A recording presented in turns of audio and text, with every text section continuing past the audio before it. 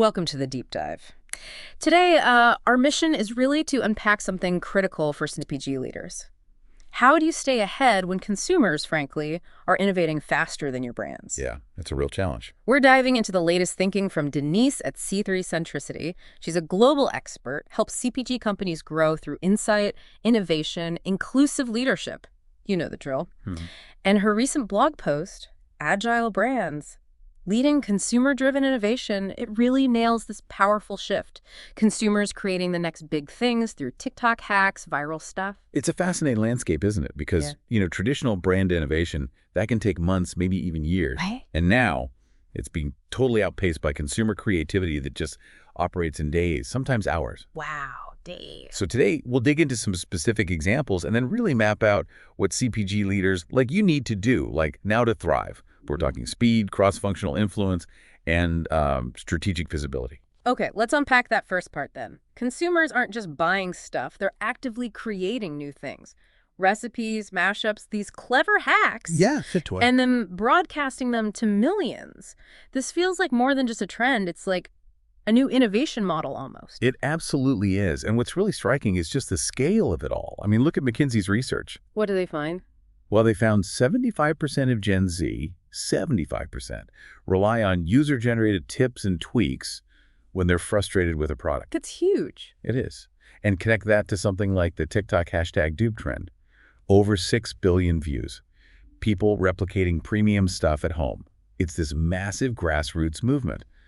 Brands just can't ignore it. Okay, that McKinsey stat. 75% of Gen Z. Wow. But what's the biggest, hurdle for a big CPG brand trying to tap into that? Is it technology or is it more cultural? Oh, it's definitely cultural. I mean, think about it. Traditional brands are built for control, right? Yeah. Carefully planned launches, messaging. Right, very curated. Exactly. But this new way, it's about co-creation. It's about, frankly, letting go a bit. And if your organization isn't tuned into that frequency, well, you risk falling behind. Not just in the market, but your team's internal credibility suffers, your own visibility. So it really forces you, the listener, to ask. Yeah, what consumer hack is trending right now with your product? Seriously. Yeah. And how fast could you actually push out a pilot response, realistically? And who needs to be in the loop? R&D, marketing, supply chain? Who can align fast enough? That's the million-dollar question. It puts huge pressure on those old innovation cycles. So, okay, how are some brands actually doing this? Turning this challenge around? Let's look at some cases. ELF Beauty comes to mind. Oh, great example. Instead of fighting boot culture, they just leaned right into it, launched affordable alternatives to fancy stuff. And it worked. Viral buzz, annual revenues past $1 billion. So why did it work so well for them? Well, I think fundamentally they treated consumers like partners. Genuinely. They got feedback early. They moved incredibly fast. We're talking products from insight to shelf in weeks, not months. Weeks. And they celebrated the content consumers created. That builds massive trust. Makes you wonder, What if? could your brand take a competitor's product hack, something trending, and make an official version? Because if speed is the difference now, relevance versus irrelevance, how fast can your teams actually decide and act? That's a brilliant story for ELF. But, What? for a big established brand, a heritage brand with all these processes, isn't there a risk? Leaning into dupes, moving that fast, does it risk quality? Brand image? That's a fair question, and it really hits the leadership challenge, doesn't it? It's not about ditching quality. It's more about embracing, maybe, a minimum viable product approach, but applying it directly to R&D, Okay. which often means getting, say, legal and supply chain okay with doing small, fast micro launches before a trend even fully hits its peak. QA has to become agile. Focus on core stuff for rapid trials. Okay, agile QA. And building on speed, it's not just what you make, but how you launch it, right? L'Oreal Pakistan had this amazing creator-first thing. Incredible story, yeah. They said, oh, TikTok made me buy it, boxes, to 200 influencers. And the results. Just staggering. 161 million impressions, 4.5 million clicks, sold out, record-breaking fast. Wow. What they did, essentially, was bypass all the usual delays. Go-to-market delays just vanished. They offered content that grabbed creators and consumers right away, cemented their position with speed. So the question for leaders listening is, Could your team launch a limited run, maybe just directly through influencers? Do your systems even allow that kind of flexibility, and maybe more crucial, who needs to be in that room, like today, to even start thinking about making that happen? And then there's the whole food hacks phenomenon. I mean, that baked feta pasta, it took over. Yeah, swept Europe. And you had Waffle House, Starbucks adapting menus because of a viral hack. Consumer ideas got there way before the brands did. It just shows, doesn't it? Consumer motivation, the storytelling, it works in the moment. If you delay, you lose shelf space, you lose social relevance, and honestly, you lose credibility inside your own company. Ouch. Tough pill to swallow. It is, but it's not just market share anymore. The real question is, are you even tracking food hack virality in your categories? And could you actually respond? A limited time offer, online, in store, with minimal internal hassle. So, okay, the insights are out there. The data is probably available somewhere, but getting it through the organization, that's the real bottleneck, isn't it? That's exactly it.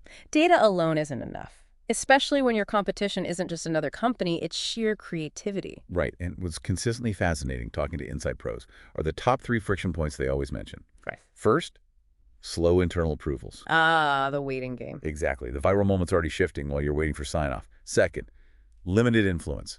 Great ideas die in PowerPoint decks. Seen that happen. And third, just missing the consumer moment entirely. Executives look out of touch. So to really win now, speed and visibility are just as vital as the insight itself. Leadership here isn't just like nice to have, it's strategic.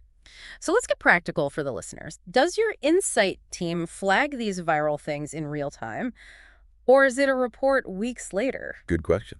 And how often do those cross-functional pilots get stuck on approval pending? And critically, when you do bring up a consumer hack, who else in the building champions it with you? Do you have allies? Okay, so given those hurdles, Denise's post lays out 3 tactical moves. Turn this energy into impact and, boost your own role. First one, spot the spark. How do brands actually spot these things before they blow up? Yeah, it's about being proactive, not reactive. Yeah. So using tools for tracking user-generated content, proper social listening focused on product insights, getting fast feedback from micro-communities. But the real test... The acid test is, could you launch a pilot based on a viral trend within, say, a week? If the answer is no, you need to know exactly why not. What's the specific bottleneck? Makes sense. Okay, second move, activate cross-functionally. Building that rapid response group, R&D, marketing, legal, supply chain, finance, all in sync. Right, like L'Oreal did. Their success came because that alignment was there before the trend hit. That coalition sounds great, but in a huge CPG company, how do you build that trust before you need it?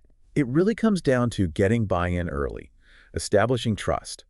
Our own process at C3 Centricity, Cat's IT, we actually emphasize gathering that supportive group around Insight and MRX teams right at the start. It's step 1. Getting them invested from day 1. Exactly. So ask yourself, who inside your company needs to be your key ally right now to even try a consumer-inspired pilot? Got it. And the third move, make momentum visible. When pilots work, shout about it. Fast. Metrics, impressions, sellout data, how well the teams work together. Yes. Get it in front of media teams, executives, show the wins quickly. That fuels support, and it absolutely boosts your visibility. It's not just doing the work, but showing the impact. Precisely. Visibility is crucial. Agile reporting. Are you sharing daily or weekly updates on these shifts? If you're not, who needs to start seeing these wins and seeing the speed you can achieve? Okay. These actions clearly demand strong leadership. Denise points to 3 areas here. First, differentiate your voice.